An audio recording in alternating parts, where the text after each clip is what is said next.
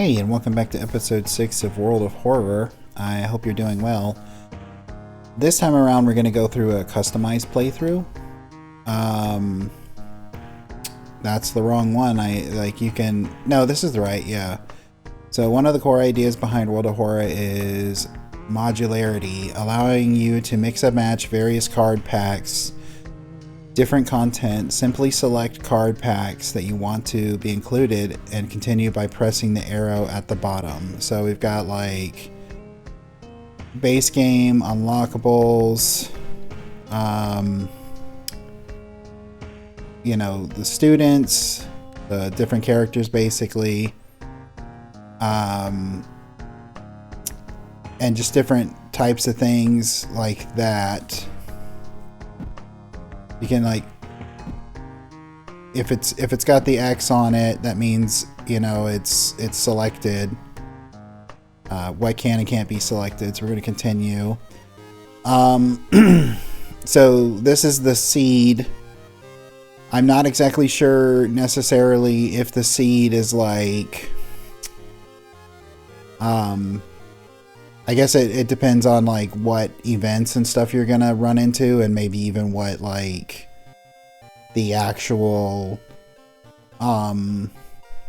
mysteries and stuff you're gonna get. But it says one last thing: a tall man left a suitcase for you this morning. He said you will know the password. I wonder what he means. I was very confused when I first played it, because I was like, I don't know what this is about, but it's just the seed basically. Just gonna just do as random. And of course, every time you get the same intro message about stuff happening and being scared and oh no, watch out. So far these are the characters that are unlocked. We have Kairi Minami. She's 20. Could the ghosts follow her? Could the ghosts following her be in any way connected with all the weird events happening in this town? She's got plus knowledge, minus strength, and she starts with one random spell. This character is a character who has second sight. She's able to see ghosts and stuff. The next one is Aiko Takahashi, 20 also. Barely surviving after a ghost of a drowned man kept her underwater. She is determined to solve this mystery. This is the character I believe we play through the second tutorial with. So, if I remember correctly, she's the one we play through the second tutorial with. And so I probably won't use her this round. She's got plus dexterity and less knowledge. Starts with combat speed bonus. We got Haru, 24. Robbing that old abandoned manor was a mistake. With his friends dead and mutilated, and a vengeful horror chasing him, no speed is too fast. He's got plus strength, less knowledge. Starts with cigarettes. He's like a Yakuza member who has a status effect. Some of these characters have status effects or have pluses and minus bonuses type things. His is nicotine withdrawal. If you don't keep him supplied with cigarettes, his I think his combat speed goes down. But if you keep him supplied with cigarettes, he gets plus speed or something like that. I can't remember. Then we got Mizuki Hamasaki. She's 20. What a strange world we live in, where stopping an ancient evil is the easiest way to boost your career. Plus charisma, less strength. Starts with a random ally. Her whole thing is about having allies. She's like a pop idol.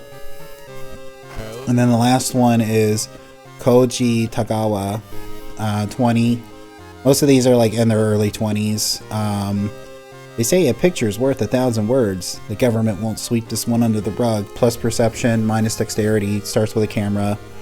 I'm gonna go with this one, Mizuki. And then the two backstories we have is regular backstory, and then the first one is medical history. Brittle bones run in the family, and you've got Let me try that one again. Brittle bones run in your family, and you've spent such summer in a cast. Oh, each summer in a cast. I don't know. I'm having trouble reading today, I guess. You start with extra experience and bandages, and an injury may occur whenever the player takes damage in combat. So every time you get hit, you could get injured. Trying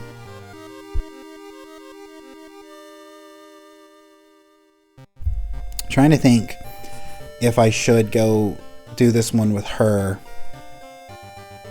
because Haru might be the best choice here, but yeah, I think I'm going to. There's item statistic randomizer. I've never used that. This one, when leveling up, the game will only draw generic cards and character exclusive packs, or you can do draw random unlocked perk cards. But I'm going to stay with a character selective. This is the timeline. There's timeline A and timeline B. Timeline X is random. I'm going to stick with timeline A. Timeline B can change some of the events, and there's some endings that you cannot get unless you're in timeline B. So, difficulty is... This is Skeptic. This is like easy. Initiate's like, you know, medium. No, it's very easy. This is medium. True Believer's hard, and Harbinger of Doom is like extra hard. I'm gonna go on True Believer. You could just hit randomize for everything, but we're gonna continue. You have two options here. There's a third option, but who knows when it's gonna be, when it comes out, scenario mode, because the the creator behind this game is only like one person who has a full-time job, so they update the game whenever they can. So I don't know when new content's going to happen, if it ever happens.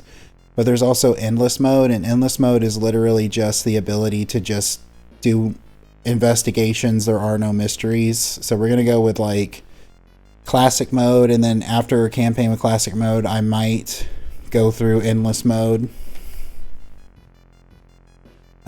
So somewhere a group of people are gathering to try to awaken their master.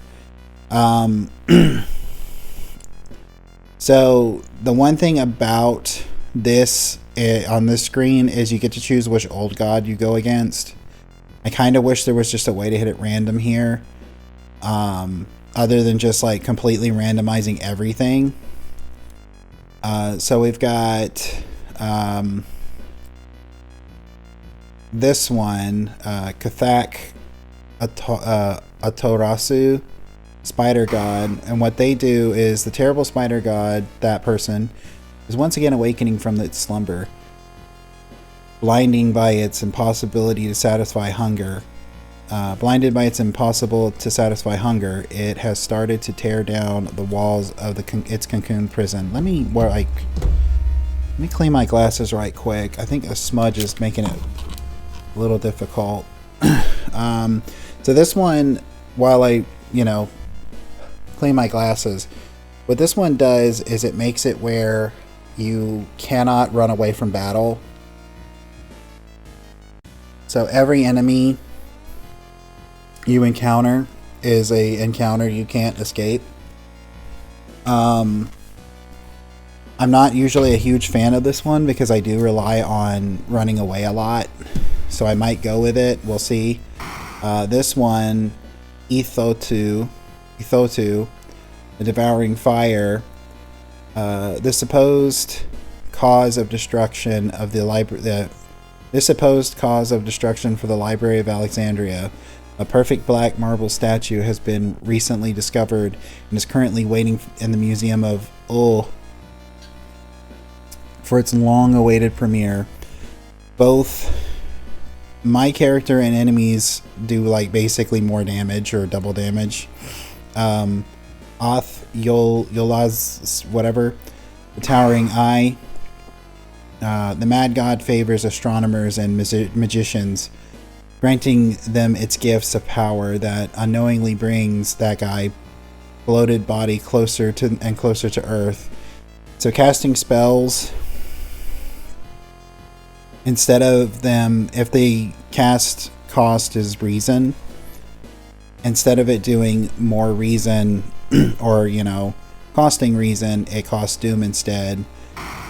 And Goizo, the thing forsaken by God, vanished to the other dimension a long time ago. Goizo has found a way to use mirrors to ensure, or to ensnare and teleport its prey straight through the reflective glass. The glimpse behind your reflection and just the beginning of the real nightmare. So basically, resting at home increases doom. So I'm going to go with the spider lady because I feel like I'm a masochist in this run. So every time I take a hit, I could get a random injury every time, and I can't even run away from battle. So I'm not expecting this to go very well. So just like at the beginning, eventually, after you've done enough in the game and gotten enough like achievements, there will be items in that drawer. So I usually just always check it. You know, get the experience, come up here, get the dollar, check out which outfit we want to go with. I like this one. And then go straight to the mysteries. So something I didn't find out about until literally I almost had all of the achievements is you can re-roll the mysteries. So we have Freaky Feature of Found Footage, the Bizarre Brute of the Blood-Curdling Botanist, Chilling Chronicles of the Crimson Cape, the Eels, and the Fear Festival. I think we did any of these on the last playthrough, so I think they're all new. So I'm not going to re-roll, but the thing that is kind of a bummer is if you're trying to unlock certain achievements, not just like for PlayStation 5, but like achievements as in like in-game achievements, trying to get like certain mysteries to appear that will help you do that is like a real pain if you don't know how to re-roll it. So we have Kazumi. She is our ally. What she's going to help us do is get cheaper treatment and surgery action. So whenever we go to the hospital to get, which best case scenario for this one, because injuries, you know, until we unlock another one later, injuries are going to be pretty pivotal to get some of them taken care of, and she's going to help us get them cheaper. So we're going to start with the Freaky Footage. Freaky Feature of Found Footage. 3 students disappeared in the process of making a documentary about local folklore and legends of the nearby forest. Now, on the first anniversary of their disappearance, a suspicious man has started asking questions. He claims to be a detective investigator hired by the parents of the students. Except, the parents of your friends didn't hire him. Who is he? And what did the students discover out there? And we're going to start the investigation. So there's 3 endings here. We're going to investigate the mansion twice. What it does in this one, if I remember correctly, it allows us to find the mansion or find the place faster when it comes time, and I'll explain what that means in a minute. So this event card, hot bath perk, is from a completely different character. I think it's the second character. But so if you take the bath, you get like more reason, which we're full stamina, full reason. So I'm gonna say no time for it, and it gives us -3 doom, which took it, you know, to -2.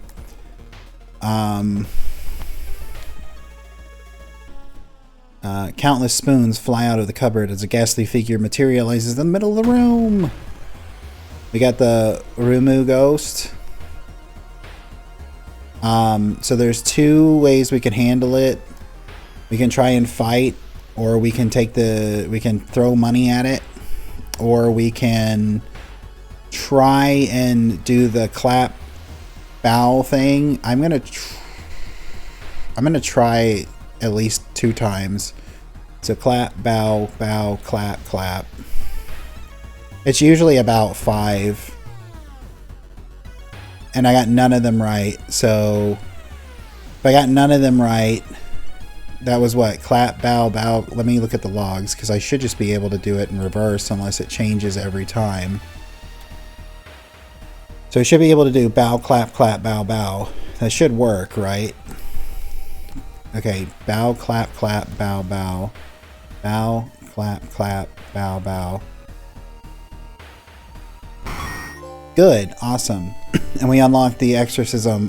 That was best case scenario, because in like the last, I think it was episode 4, as you saw if you watched it,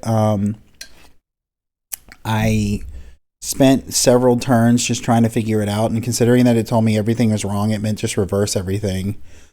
So we're gonna go ahead and close that off. The legends say the witch was buried alive for kidnapping and murdering 2 children. It points to a specific directions, potentially saving you some time.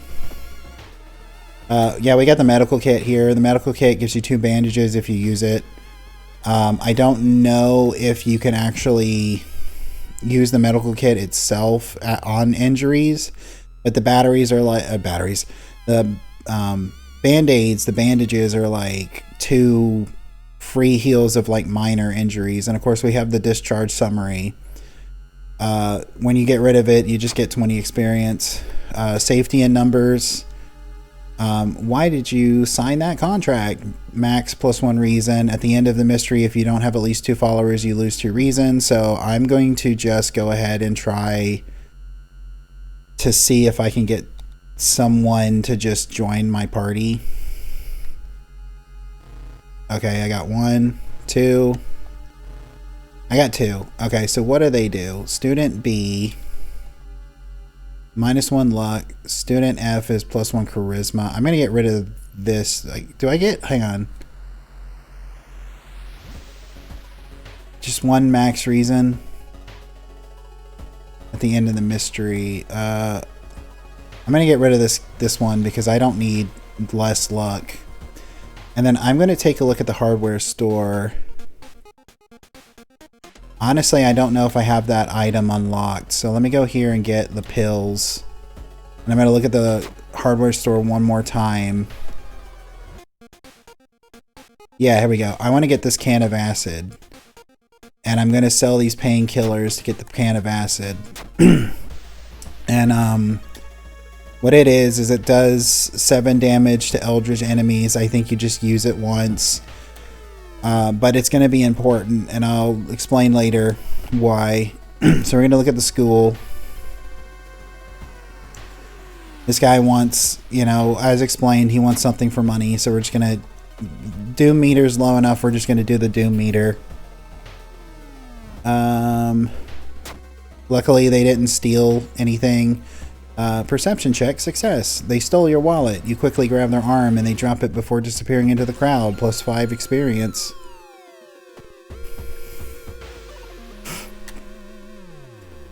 As you walk through the village, crops waver in the breeze following your every move. -2 reason. So this is why we searched the mansion. So when this pops up, I don't remember if anything happened in the last episode that had something like this pop up.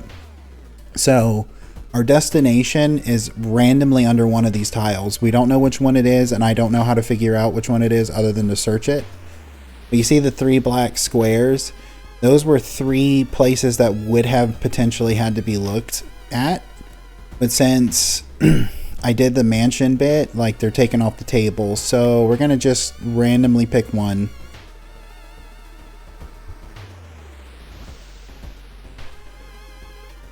It's said that a famous priest died on this rock. Perhaps the mysticism has seeped into it. Tap into the power. Ugh. Knowledge check failure. You feel you've attracted the attention of something terrible. +2 doom. I don't think that really does anything other than just give you doom. A parasitic organism burrows under the bark, undulating slowly.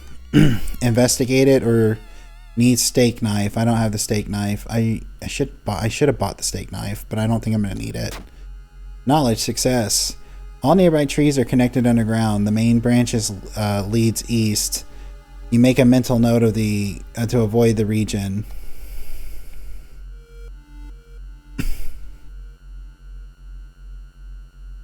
Following a trail of rotten fruit, you stumble on a small forest shrine. It's probably dedicated to the local spirit. The small statue looks alien and menacing.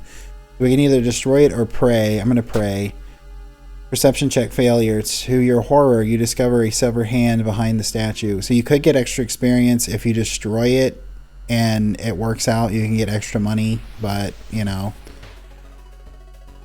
Let's see. You discover an old campsite located on the edge of a small clearing. The tent has been knocked down and the food and utensils have been scattered everywhere. Search the tent, investigate grounds for clue, ignore the tent. We're going to search the tent.